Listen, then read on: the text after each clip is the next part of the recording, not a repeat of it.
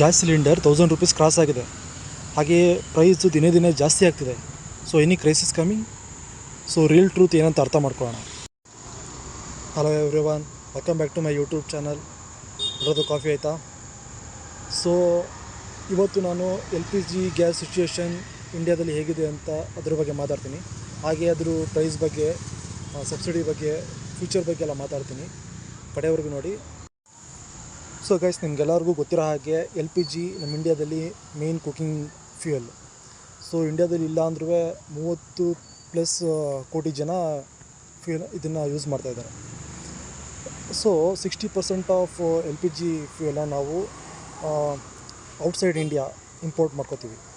So any conflict ಅಥವಾ any situation ಏರುಪೇರು ಆದರೆ ಗ್ಲೋಬಲ್ ಲೆವೆಲಲ್ಲಿ ಅದರ ಡೈರೆಕ್ಟ್ ಇಂಪ್ಯಾಕ್ಟು ಇದ್ರ ಸಪ್ಲೈ ಮೇಲೆ, ಅಂದರೆ LPG ಸಪ್ಲೈ ಮೇಲೆ ಬೀಳುತ್ತೆ.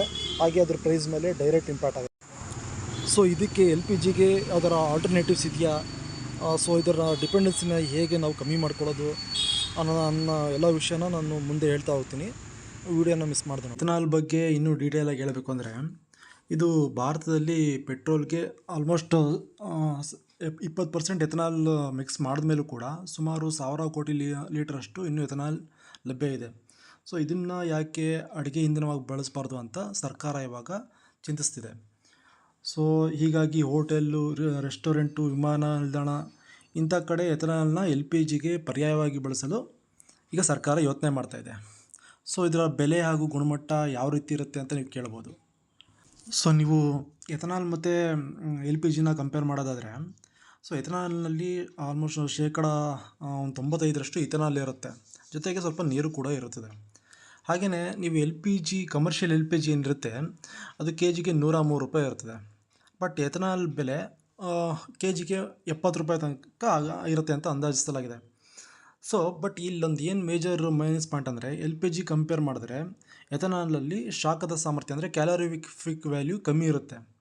ಬಟ್ ಎಥನಾಲ್ ಬಳಸೋದ್ರಿಂದ ಅದು ಎನ್ವೈರ್ಮೆಂಟ್ ಫ್ರೆಂಡ್ಲಿ ಆಗಿರುತ್ತೆ.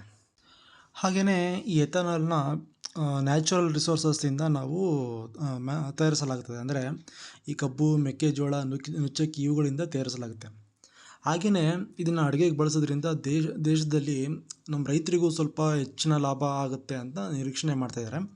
ಸೊ ಇದ್ರ ಬಗ್ಗೆ ಪಾರ್ಲಿಮೆಂಟಲ್ಲಿ ವೈಟ್ ಪೇಪರ್ನ ಜಾರಿ ಮಾಡೋದಕ್ಕೆ ಚಿಂತನೆ ನಡೆಸಿದ್ದಾರೆ. ಹಾಗೆ ಕೂಡ ಇದರ ಕ್ವಾಲಿಟಿ ಮತ್ತು ಡಿಸ್ಟ್ರಿಬ್ಯೂಷನ್ ಬಗ್ಗೆ ನೀಟಾಗಿ ಪರಿಶೀಲನೆ ಮಾಡ್ತಿದೆ ಸರ್ಕಾರ. ಅದು ಪರಿಶೀಲನೆ ಆದ ನಂತರ ಒಂದು ನಿರ್ಧಾರಕ್ಕೆ ಬರುತ್ತೆ ಅಂತ ಹೇಳ್ಬೋದು. ಸೊ ವಿಡಿಯೋನ ಕಂಕ್ಲೂಡ್ ಮಾಡೋದಾದರೆ, ಸೊ ನಾವು LPG ಸ್ಟೇಬಲ್ ಆಗಿದೆ ಸಪ್ಲೈ, ಬಟ್ ಎಕ್ಸ್ಪೆನ್ಸಿವ್ ಆಗಿದೆ. ಹಾಗೆಯೇ ಎಥನಾಲ್ ಬಳಸೋದ್ರ ಬಗ್ಗೆ ನಿಮ್ಮ ಒಪಿನಿಯನ್ ಏನು ಅಂತ ಕಮೆಂಟ್ ಮೂಲಕ ತಿಳಿಸಿ. Thank you. ಹಾಗೆ ಈ ವಿಡಿಯೋ ನಿಮ್ಗೆ ಇಷ್ಟ ಆಗಿದರೆ ಲೈಕ್ ಮಾಡಿ, ಸಬ್ಸ್ಕ್ರೈಬ್ ಮಾಡಿ ಮತ್ತು ಫಾಲೋ ಮಾಡಿ, ಶೇರ್ ಮಾಡಿ. Thank you.